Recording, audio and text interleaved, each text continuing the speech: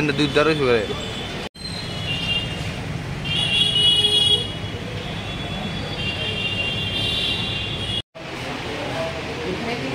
পরে আমার তো আপনারা সবটাই জানেন, আমি সময় দিয়েছিলাম সংবাদ মাধ্যমে 5 ঘন্টার।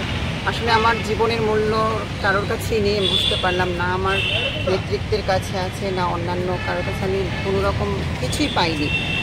তো 3 দিন সময় দেওয়া হয়েছিল, আমাকে বলা হয়েছিল যে রাজ্য সভাপতি গতকাল আমার সাথে দেখা করবে, আমাকে বলেছিল আমার নেতৃত্বরা, এবং সিএম স্যারের সাথেও দেখা করার ব্যবস্থা করবে, কিন্তু কিছুই হয়নি। আমি যে বলেছি আমি সোসাইটির পর্যন্ত পদক্ষেপ নেব, তারপরে এখনও পর্যন্ত কোনো রকম স্টেপ ওনারা নেয়নি। তারপর আমি আজকে বাধ্য হয়ে এফআইআর করতে হলো, কারণ আমি আমার দলের কাছ থেকে কোনো রকম বিচার পেলাম না, কারোর কাছ থেকে না। এখন আইনের সাহায্য নিলাম।